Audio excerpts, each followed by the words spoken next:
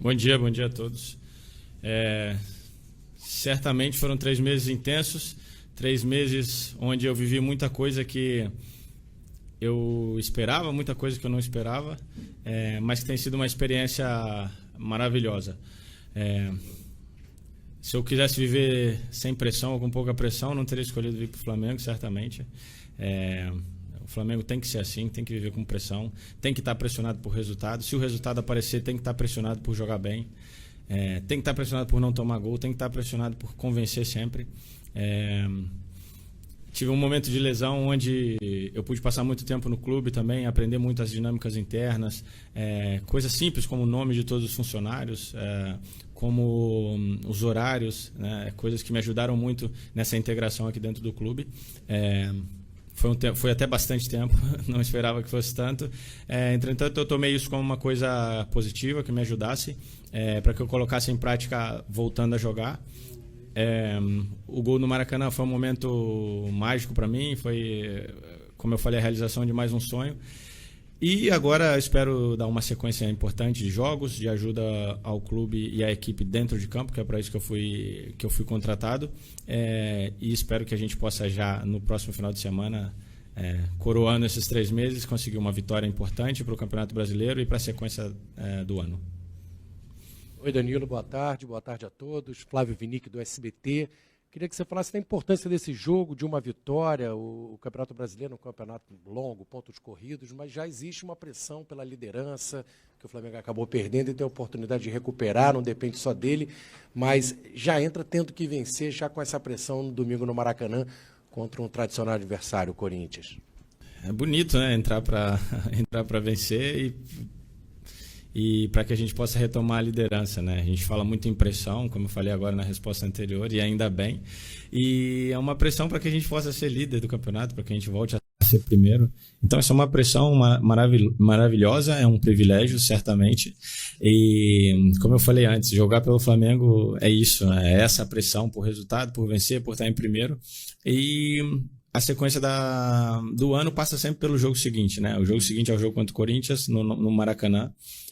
Onde certamente vai ter um ambiente maravilhoso, onde certamente a equipe vai entrar com motivação máxima para poder conseguir o resultado. E a importância é a mesma importância de cada jogo, né? O que eu tenho falado aqui é que o nosso objetivo, o nosso foco, né? A nossa prioridade é sempre o jogo seguinte, independente da competição. Acho que é esse o pensamento que a gente tem que seguir trabalhando aqui dentro. Danilo aqui no meio, Thiago Lima do GE. Boa tarde. Você jogou muito tempo no Santos, imagino que você tenha enfrentado bastante o Corinthians. Primeiro eu queria saber se tem algum jogo marcante seu contra o Corinthians, que você lembre. E uma segunda pergunta, o Corinthians tem um jogador renomado que é o Memphis, está fazendo sucesso aqui. Você já enfrentou ele uma vez, se não me engano, no Juventus e Lyon, em 2020. Como é que marca um jogador desse nível, Danilo? Quais os atalhos que tem que ter? Obrigado. No Santos eu joguei 1 ano e meio, né? Parece que foi muito tempo, né? Porque foi muito intenso, né? Foi uma experiência maravilhosa, foi muito intenso, foi marcante para a minha vida. Mas foi 1 ano e meio, onde eu vivi de tudo e foi maravilhoso, lembranças incríveis. E tive vários jogos contra o Corinthians, sim, certamente. Mas um jogo que foi bastante legal, assim, foi o primeiro jogo da final de 2011, né, do Campeonato Paulista, onde foi um empate, mas foi um jogo grande, foi um jogo que foi importante para a gente poder direcionar a conquista do título daquele ano, fazendo um empate naquele primeiro jogo e depois a gente venceu na Vila Belmiro. Mas o que me deixou mais marcado naquele jogo, apesar de tudo, foi ter tomado um cartão amarelo injustamente. E aí eu perdi o segundo jogo. Foi um lance com o Paulinho, assim, bem na beirada do campo, onde a falta era para mim, não para ele. O Tite reclamou, o Tite era treinador do Corinthians, reclamou com a arbitragem e eles me deram um amarelo. E eu fiquei suspenso daquela partida, né? Mas foram vários embates contra o Corinthians. É sempre bonito jogar contra uma equipe como eles. E quanto ao Memphis, certamente é um jogador de uma qualidade acima da média, vem demonstrando isso, né? Já demonstrou isso durante a carreira dele, certamente demonstrou que tinha muita qualidade. E é um jogador que precisa ser defendido com muita atenção, né, com muita concentração, mas como o sistema, né? Eu acredito pouco naquilo que você botar, eu tenho que defender ele, ou o lateral tem que defender ele, não. Acredito que o sistema que a gente usa, a forma como a gente se ajuda, como a gente dá as coberturas, faz com que a gente possa defender bem o Memphis ou outro tipo de jogador que individualmente possa fazer a diferença. Danilo, bom dia. Aqui é Eloy Ferreira, do Jornal o Globo. Você acabou de voltar agora, depois de 2 meses de lesão, voltou, jogou super bem contra a Juventude e a LDU, e você fala sobre ter usado esse tempo para poder não só conhecer o clube, mas também se fortalecer fisicamente, né? Eu queria te perguntar como é que está sendo essa readaptação física ao futebol brasileiro, depois de 12 anos na Europa, e como é que você se preparou nesse período para poder engatar essa sequência no restante do ano. Tá confiante? Tô confiante. Tô confiante porque não aguentava mais ficar na maca, na academia. Como eu falei, fui feito para estar em campo, para jogar, para colaborar em campo, né? Como eu sempre falo, toda crise é uma oportunidade, né? Eu acredito que foi um momento de crise para mim individualmente, ficar fora durante esses 2 meses. Então eu pude aproveitar para me reequilibrar muscularmente, para trabalhar coisas que com a correria do dia a dia e de tantos jogos e viagens a gente às vezes não consegue trabalhar, como equilíbrio, potência, reatividade, coisas que são muito importantes no jogo e que muitas vezes com tanto treino, com tanto jogo, a gente não consegue trabalhar ou ter um olhar específico para isso, né? Então eu procurei utilizar esse tempo que eu tive mais aqui dentro justamente para isso, para que quando eu voltasse eu pudesse estar melhor preparado do que quando eu cheguei, ainda que eu tenha chegado num nível muito importante, mas todas as mudanças que aconteceram e todas as mudanças em termos psicológicos, em termos de estrutura mesmo da minha vida, certamente são coisas que demandam um certo tempo para poder adaptar, mas já acabou esse tempo de adaptação. Danilo, tudo bem? Aqui, na sua frente. Rafael Borghetti, repórter do canal Fla Voz. A última vez que eu conversei com você, na zona mista contra o Juventude, eu tinha feito uma comparação com você, e você citou uma frase que eu vou até ler aqui, que foi do Augusto Cury, que você disse que a comparação é o ladrão da felicidade. Mas eu não consigo não te perguntar, e sem fazer uma comparação, do momento defensivo bom que o Flamengo está vivendo, mas em contrapartida, no ataque o Flamengo não está conseguindo ter todo esse sucesso. Queria que você fizesse essa comparação, como que a defesa consegue estar tão bem e o outro setor não tanto, como é que isso está impactando vocês dentro do campo, nas partidas, como é que vocês estão reagindo a esses dois extremos, assim, um lado bom e o outro nem tanto. Obrigado. Cara, é difícil assim ter uma clareza nessa resposta, porque primeiro que defender, não você fala, a equipe está bem defensivamente, mas não tem a ver só com os zagueiros, ou só com os laterais, ou com o primeiro meio-campista, né? É todo um sistema que funciona, que trabalha, que faz a pressão, que direciona o jogo do adversário, que faz com que a gente possa estar preparado para roubar a bola o mais alto possível, para que a gente possa não sofrer gols. E atacar também, a defesa tem um papel importante, né? Que é nossa obrigação fazer com que a bola chegue mais limpa possível para os meio-campistas e para os atacantes, né? Que a bola chegue na melhor condição possível para que eles possam criar as jogadas e criar as oportunidades de gol. Então é todo um trabalho conjunto. Eu acredito que nós, enquanto equipe, temos muita margem de crescimento, sim, para esse momento da finalização, para esse momento que decide os jogos, para esse momento que realmente traz os 3 pontos para nós ou não, né? Mas isso não é uma coisa que precisa ser colocada só para o ataque. Obviamente, os atacantes, meio-campistas são quem aparece mais vezes ali para poder finalizar, mas é um papel de todos enquanto equipe se fortalecer nesse segmento, trabalhar, se cobrar no dia a dia, para que a gente possa mudar essa estatística, para que a gente possa melhorar, até porque falar disso é um pouco engraçado, porque contra o Juventude nós fizemos 7 gols. 6, né? 6 gols contra o Juventude. E não é que nas outras ocasiões contra o Vasco e contra a LDU nós também tivemos ocasião e não fizemos. Então, assim, tentar não ser refém das circunstâncias, entender que o trabalho está sendo feito, mas certamente a gente precisa se cobrar mais, seja nos treinamentos, seja no momento dos jogos, para que a gente possa vencer. De quanto? 1-0, meio a 0. Como você me fala, que é Flamengo, a gente precisa vencer, trazer os 3 pontos para o nosso lado e o próximo dia vai ser melhor. Bom dia, Danilo. Léo José do Coluna do Fla. Você jogou grande parte passou por um grande momento na sua carreira jogando na Europa, sabe da importância da competição continental, da Champions League, já disputou a Libertadores aqui pelo Santos, e a torcida do Flamengo ela tem um prazer muito grande em ver o time ser campeão da Libertadores. E hoje a gente está vendo o Flamengo, depois de 3 rodadas, na terceira colocação do Grupo C.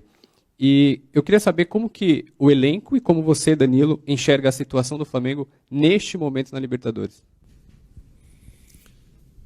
Eu enxergo uma situação completamente acessível para a gente, mas isso não quer dizer em tom de soberba ou em tom de que a situação é tranquila. Uma situação onde a gente tem que trabalhar muito, onde a gente tem que se dedicar muito, mas que a gente tem totais condições de conseguir a classificação, se possível em primeiro. Acredito que a gente tem que colocar como objetivo isso, alcançar o nível mais alto em cada momento que a gente estiver disputando na temporada.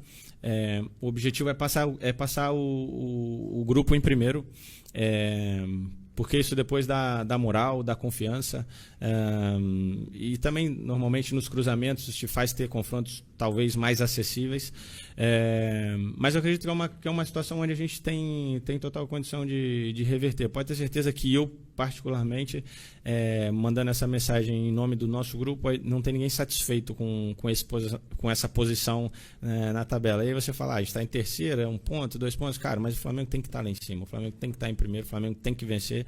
É que muitas vezes as coisas não caminham como a gente espera e nós temos que fazer acontecer isso. Então é uma situação que é desconfortável, certamente, mas nós estamos com um pensamento virado para que a gente possa terminar em primeiro, para que a gente possa vencer as partidas, até porque vencer as partidas que vêm agora, principalmente as partidas fora de casa, te dá uma moral muito grande enquanto equipe, te dá uma consciência, uma sabedoria muito grande de crescimento. Então é isso que eu espero. Danilo, tudo bem? Monique Danello, TNT Esportes. Esse duelo contra o Corinthians no domingo pode reservar aí algumas novidades. O Corinthians está sem treinador ainda, mas com conversas com o Dorival.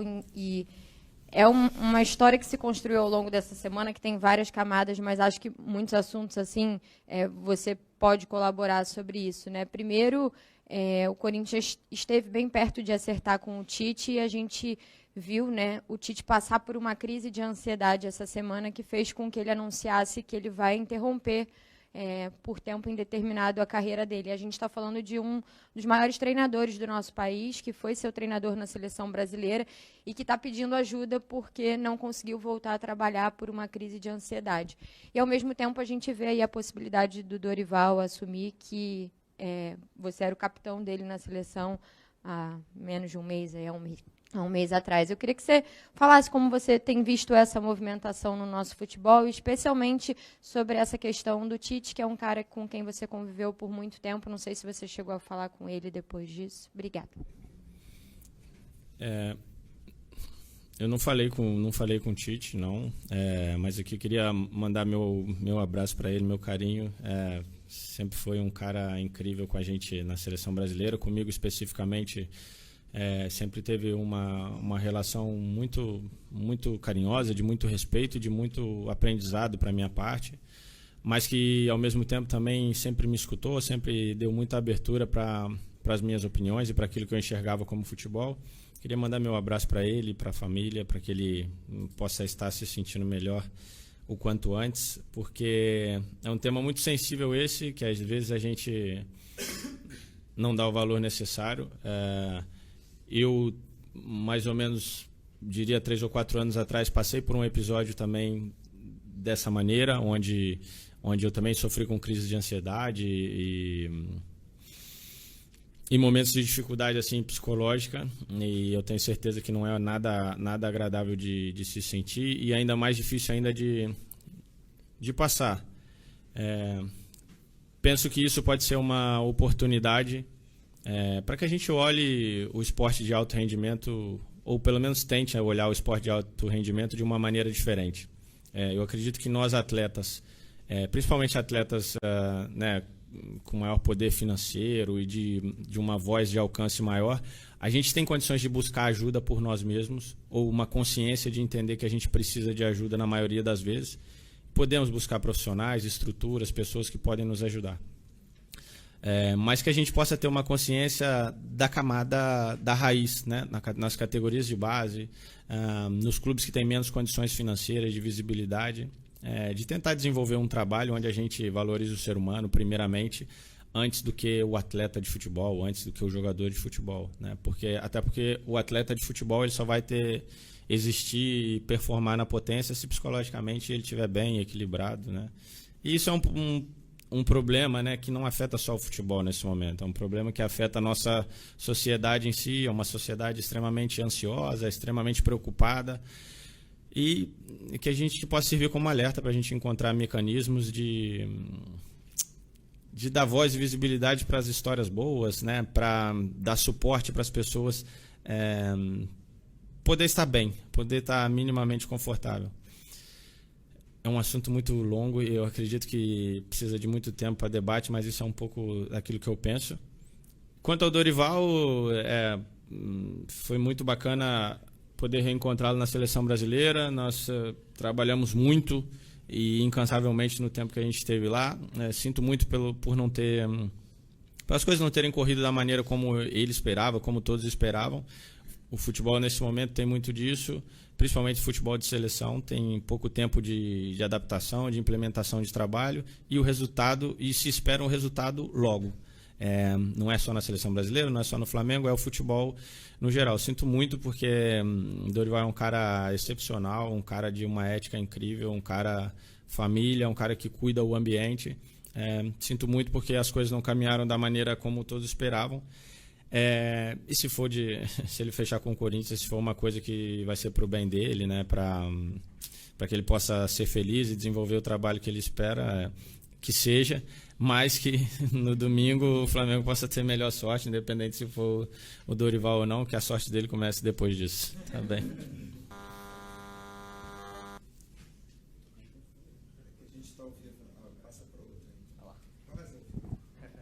Danilo, bom dia, boa tarde já. Igor Dorileu, da Band. Eu queria te perguntar sobre o público para esse jogo de domingo, jogo entre os dois clubes de maior torcida aqui do Brasil, e o Flamengo já, alguns jogos, não estava tendo o Maracanã lotado. A expectativa para domingo é que tenha mais de 60 mil pessoas no estádio. Faz diferença ter o estádio lotado para vocês que estão ali dentro de campo? Pô, essa pergunta aí, com certeza, cara. Claro que faz diferença, né? Primeiro que é o Maracanã, pô, a torcida do Flamengo, cara, se aquilo lá estiver cheio, pô, eu já me arrepio todo quando eu chego lá, já sei que tá cheio, entendeu? É diferente, não tem como, é uma sensação diferente, é uma sensação única. Principalmente o jogo contra o Corinthians, as duas maiores torcidas do Brasil, cara, eu quando era criança, se me perguntasse que tipo de jogo que eu queria jogar, que eu gostava de assistir, era isso, entendeu? Então, domingo eu acredito que vai ser um dia muito, muito bonito, uma tarde especial, poder ter o Maracanã cheio, ter o apoio da torcida do Flamengo, ter um jogo do tamanho de Flamengo e Corinthians, com todos os ingredientes para que seja uma tarde bacana, e como eu falei, que seja com vitória do Flamengo, mas a importância da torcida do Flamengo é inegável, e que ela esteja dentro do Maracanã e lotando o Maracanã certamente é um ponto muito positivo para a gente. Danilo, tudo bem? Aqui na frente, boa tarde. Gabriel Orfa, canal Paparazzo Rubro-Negro, revista Placar. Danilo, eu queria voltar um pouco no jogo da LDU, queria saber um pouco de você, dos bastidores, como é que foi um jogo na altitude. A gente estava lá em Quito, sabe que é mais difícil para respirar. O Felipe até falou na coletiva que o Bruno Henrique precisou usar o tanque de oxigênio. Eu queria que você falasse um pouco dos bastidores, como que vocês reagiram a essa questão da altitude. A gente sabe, claro, que é mais baixo do que La Paz, onde o Flamengo jogou no passado, mas como foi para vocês, além de um adversário difícil, que é a LDU, como é que foi essa questão da altitude na visão do jogador? Obrigado. Cara, eu poderia ser um pouquinho político e te dar essa resposta aí, mas, pô, jogar na altitude é ruim pra caramba. É muito ruim, cara. É muito ruim. Em termos, né, de respiração, de tudo isso, cara, é muito difícil, é muito diferente. Cara, se você sobe uma escada um pouquinho mais, pô, fica tonto, cara, você não tem a lucidez que se costuma ter aqui embaixo. Cara, fisiologicamente é horrível, assim, horrível mesmo, é uma coisa muito ruim, assim. Se eu pudesse não jogar nunca mais na altitude, eu já diria que era o que eu queria. Depois, a velocidade da bola, sabe, é uma loucura, assim, você faz um passe daqui até ali, parece que você chutou pro gol, a bola vai muito rápido. Sabe, tô tentando falar de uma linguagem assim que talvez as pessoas entendam melhor, porque às vezes a gente vem aqui e fala de um jeito que, pô, meio gourmet, né? Então é isso mesmo, cara. Você vai tocar daqui até ali e a bola sai numa velocidade incrível. Você vai fazer uma mudança de direção, um pique, cara, se fica tonto, não consegue entender bem o que está acontecendo. Então, cara, é um jogo muito diferente e muito difícil, né? Precisaria de mais tempo de estar lá, de adaptação e tal, para você poder conseguir tá bem, né? Lúcido para jogar 100%. Dito isso, o jogo é muito diferente, é muito ruim, mas dito isso, também a gente tinha que ter ganho o jogo. Eu acredito que a gente poderia ter feito, não melhor, mas a gente poderia ter vencido o jogo, né? Então, que fique como um aprendizado para nós, enquanto grupo, enquanto equipe, que a gente tinha condições de vencer. Quer dizer que a gente não fez o nosso máximo? Não. Mas quer dizer que a gente tem um espaço aí de crescimento para a gente poder vencer esse tipo de jogo, que é extremamente difícil. Tá bom? Danilo, boa tarde. A gente está ao vivo aqui no Sport TV, no Taon. Você falou, né, toda a dificuldade de jogar na altitude. O Léo Pereira, por exemplo, acabou sendo poupado dessa partida, alguns jogadores não foram. E aí depois o Felipe Luiz até admitiu a possibilidade, com a volta dele, de fazer uma formação ali atrás com 3 zagueiros. Não é uma novidade para você, mas como que seria essa formação, mesmo com a zaga do Flamengo vem funcionando, o time levando poucos gols, mas se você já conversou com ele, se vocês conversaram sobre isso, ou ainda está no campo das possibilidades, e como seria? Obrigado. Cara, não conversei com o Felipe sobre isso, né? Com ninguém, assim, a gente não falou isso internamente. Mas se ele resolveu usar 3 zagueiros, quer dizer que eu acho que eu vou jogar melhor ainda. Mas, brincadeira à parte, assim, eu acredito que o Flamengo tem zagueiros hoje de um nível muito importante. Para mim tem sido muito bacana compartilhar momentos, né, com os 2 Léos e também com os meninos, com o Cleiton, com o João. Poder passar aquilo que eu aprendi, né, e aquilo que eu tenho de entendimento de futebol, e também poder aprender com eles, porque eu acredito que a juventude te dá uma coisa que os anos de estrada vão te tirando, que é talvez às vezes um pouco de empolgação, um pouco de senso de fazer as coisas sem pensar muito, sem essa extrema responsabilidade. Mas principalmente falando do Léo Ortiz e do Léo Pereira, são 2 jogadores que alcançaram um nível muito importante de futebol. Seja defensivamente, com consciência de espaço, com consciência de controle, né, da zaga em si, seja com a bola no pé, de construção das jogadas, de responsabilidade por construir as jogadas e fazer com que a bola chegue de uma maneira limpa e importante para o pessoal da frente. Então acho que a briga aí é bacana e eu tô preparado para poder lutar com eles dia a dia, mas eu tenho certeza que isso só engrandece o Flamengo, o elenco, o trabalho que vem sendo construído. São 2 caras que eu tenho uma admiração grande. Tá bom. Boa tarde. Você fala muito sobre sistema, né, sobre o sistema defensivo como um todo, a equipe, o coletivo, mas a gente também precisa falar sobre os seus números individualmente. E desde que todas as vezes que você foi titular com a camisa do Flamengo, o Flamengo não sofreu gol e não perdeu até agora. A que você atribui isso individualmente falando, Danilo? Obrigada. Individualmente falando, eu acredito que, como eu falei, os anos de estrada, a experiência e tudo aquilo, e claro que jogar bola, te faz conseguir administrar o espaço defensivo ali de uma maneira importante e que ajude bastante a equipe, né? Mas mesmo fazendo essa analogia de que quando eu joguei o Flamengo não sofreu gols, venceu e não sei o quê, é impossível falar disso de maneira individual, porque, por exemplo, nesse jogo agora da LDU, eles me deram o prêmio de melhor jogador da partida, mas eu não merecia. Quem merecia era o Ayrton, por exemplo, ou o Eric, porque fizeram uma partida incrível. E eu já te digo, se o Ayrton Lucas não tivesse no nível que ele teve nos duelos individuais, a gente não tinha nem empatado a partida. A nossa chance de perder o jogo era muito grande, porque ele individualmente venceu todos os duelos contra um cara difícil de defender, em situações onde, se ele fosse ultrapassado, era muito perigo para o Flamengo. Então é impossível falar de mim individualmente. O que eu posso falar que eu ajudo muito é organizando o sistema. Isso sim, eu acredito que eu tenho uma influência muito grande. Talvez uma das minhas melhores características é fazer com que meus companheiros joguem melhor, ou se posicionem melhor, ou estejam melhor colocados em campo. Isso sim eu posso falar de mim individualmente. Agora, quanto concreteza dentro de campo, aquilo ali é sempre o sistema. É impossível falar do individual. Obrigado. Dani, aqui, boa tarde, Isabelle Costa, canal Gold. Aproveitando até um pouquinho do que você falou sobre não só falar individualmente, a gente sabe que você é um líder nato, né? Capitão da seleção brasileira, sempre foi capitão nas nos clubes que você já jogou, e dá para ver um pouquinho da tua atuação aqui, mesmo em tão pouco tempo, a gente já consegue ver. Hoje mesmo você estava ali conversando com o Gerson, queria que você pudesse falar um pouquinho de como tem sido essa convivência e também um pouco dessa divisão de responsabilidades, né, de voz ativa dentro do vestiário. E também queria te perguntar sobre a Libertadores, porque você falou que o objetivo é estar em primeiro, óbvio, classificar. Só que no início da temporada, o Boto, até Felipe Luiz falaram sobre essa prioridade dada ao Brasileirão. Depois da derrota para o Córdoba, você acha que esse discurso mudou, a postura também mudou, o papo e assim, dentro do vestiário com os jogadores mudou, essa mudança de pensamento? Obrigada. Quanto à liderança, exercer todo esse papel, eu acredito que isso é até uma obrigação, visto a minha idade, visto tudo aquilo que eu já vivi no futebol, mesmo ainda querendo viver muitas coisas aqui. Eu acredito que seja uma obrigação minha não guardar isso para mim, compartilhar isso, dividir para o crescimento dos meus companheiros, para o crescimento do ambiente em si, porque muitas coisas, questão de organização do ambiente, ela ultrapassa aquilo que são os jogadores e o jogo de futebol em si. Eu acredito que tem muito a agregar nesse sentido.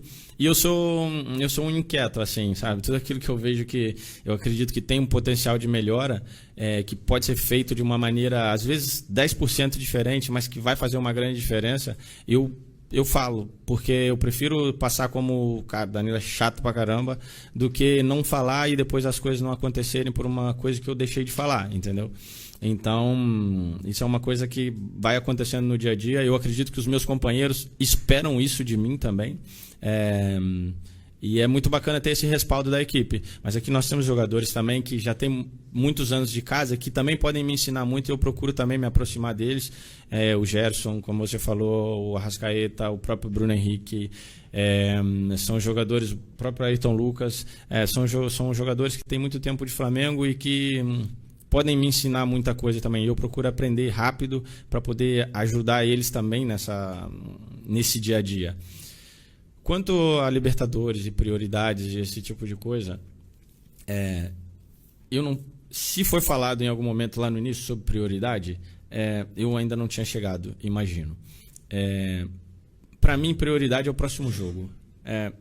Porque quando você fala em prioridade, quer dizer que você vai dar mais foco, energia e atenção para uma coisa e dar menos foco, energia e atenção para outra coisa. Como que você fala em dar menos atenção ou menos foco ou menos energia para a Copa Libertadores? É impossível. Ainda que você entre com um time que muita gente pense que possa ser um jogador A ou B que não é titular, cara, mas a energia, o foco, ele é gigantesco, porque é a Copa Libertadores. Então, falar em prioridade, para mim é difícil de interpretar isso, entendeu?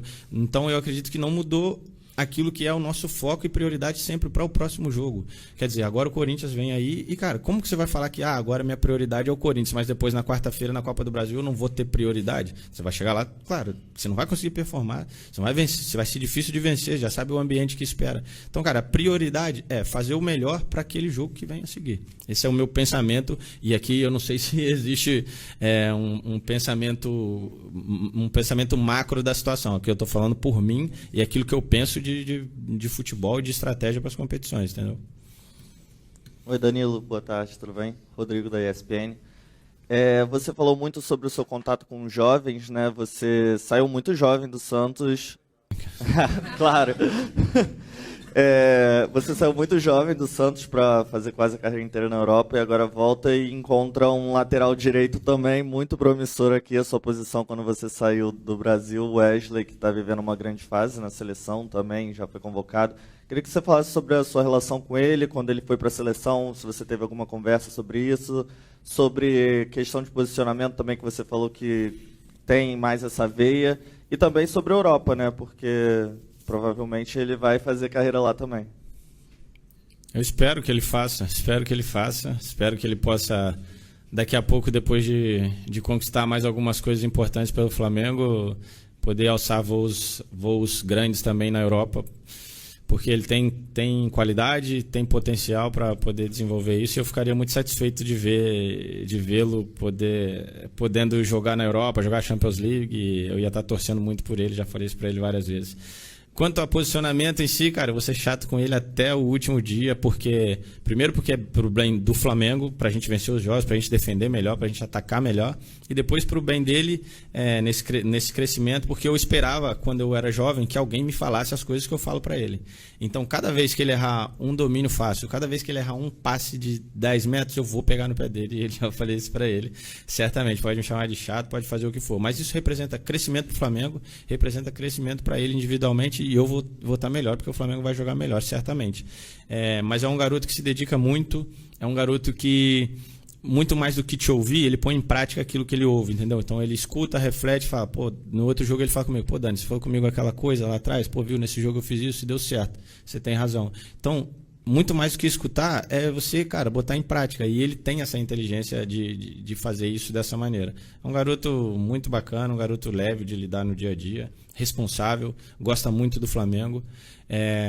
E eu desejo toda a sorte do mundo para ele, que ele possa realmente fazer uma carreira importante. Eu estava falando outro dia com as pessoas, eu vi outro dia no jogo da Seleção Brasileira, que eu não pude acompanhar, que eu não pude estar porque eu estava lesionado, e em algum momento eu vi a cara dele assim um pouco assustado e tal com as coisas, e eu comecei a rir, assim, porque eu falei, cara, eu vivi isso, eu passei por isso, e só ele pode passar por isso, só ele pode crescer dentro desses momentos. Então, assim, que ele entenda que cada momento que ele está vivendo agora é um privilégio e um step para que ele possa chegar num nível alto. Tá bom? Maravilha. Agora quem está com crise de ansiedade sou eu. David Sharp. Que só ele viu. Você entende a piada interna? Oi, Danilo, tudo bem? Bom, vamos lá. Está rolando um debate que é muito importante sobre a questão dos estrangeiros aqui no Brasil. Né? E você, como um jogador internacional, como eles chamam lá fora, um jogador que... Internacional de bicas. Pois mas que jogou na Juventus, jogou em times importantes. O que você acha? Porque teve até um programa na Band com Galvão Bueno, Luxemburgo e Leão, se não me engano, falando que tem que diminuir o número de estrangeiros para o Brasil voltar a ser forte na seleção, sendo que tem teorias contrárias também, né, que falam que a Itália, que era a maior liga do mundo, e foi durante muito tempo, tinha uma seleção muito forte, que uma coisa não tem rigorosamente nada a ver com a outra, tem gente até que fala que não, que é bom ter vários jogadores estrangeiros para que tenha uma internacionalização, que tenha uma, digamos assim, uma correspondência melhor, né? Um intercâmbio melhor. Qual é a sua opinião sobre isso? Queria entender até sobre o posicionamento da Liga Brasileira no cenário do mundo, se está forte, se não está, se está do nível das principais do mundo. Cara, provavelmente essa é uma resposta que, para ela ser dada de uma maneira justa, eu precisaria de um tempo assim para pensar realmente sobre o assunto, porque é um assunto bem profundo e demanda muitos questionamentos. O que eu posso falar em relação a isso é que, independente do número de estrangeiros, diminuir estrangeiros ou liberar, eu acho que precisa existir um foco maior na capacitação dos nossos atletas, da nossa juventude. Aí sim, eu acredito que possa ter um impacto grande e positivo. Porque se você diminui o número de estrangeiros, né? Em teoria, abrindo espaço para mais jogadores brasileiros. Mas se você não investe na capacitação desses atletas, cara, vão chegar atletas no profissional, no time principal, que não estão preparados e que não vão crescer e se desenvolver como atletas de alto nível. E aí, faz sentido você trazer estrangeiro para os clubes, para vencer, para poder ter marketing, para poder ter todo esse tipo de coisa. Agora, se você focar na capacitação da nossa juventude, das nossas categorias de base, criar escolas de futebol preparadas realmente para ensinar o futebol e valorizando a essência do futebol brasileiro e capacitando e melhorando tudo aquilo, melhorando os profissionais também que estão envolvidos, aí sim eu acredito que vale a pena você pensar em diminuir o número de estrangeiros. Mas você ficar falando só do problema e não falar possível solução, não ser construtivo, eu acredito que é chover no molhado, é só conversar para criar polêmica, criar debate vazio, entendeu? Eu acredito que é mais ou menos isso que eu penso, mas é uma resposta que precisaria de um tempo maior para ela ser melhor elaborada, mas assim, rapidamente, é isso que eu penso. Tá bom? Muito bom, Danilo. Obrigado. Valeu, gente. E é isso, nação. Essas são as notícias de hoje do Flamengo. Domingo contra o Corinthians. Qual é o seu palpite? Deixa nos comentários aí qual cidade que você está falando. Quanto você acha que vai ser esse jogo. Se você concorda com a preparação aí do Flamengo. E tamo junto aí. Isso aqui é Flamengo.